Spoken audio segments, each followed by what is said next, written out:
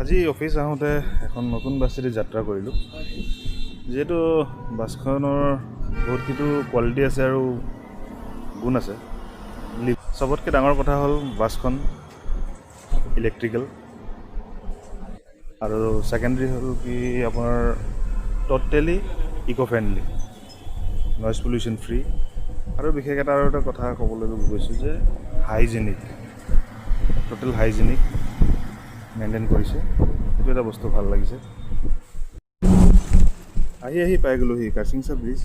কাচিংচা ব্ৰিজখন পাৰে ৰিভাৰৰ ওপৰত নিৰ্মিত হৈছে, আৰু এই যে পাৰে ৰিভাৰ, যিটো আপোনাৰ অৰুণাচলৰ নাম, আৰু এই পাৰে ৰিভাৰখনেই অসমত গৈ এটা বেলেগ নাম লৈছে, যিহেতু আমি ডিক্ৰং বুলি জানো।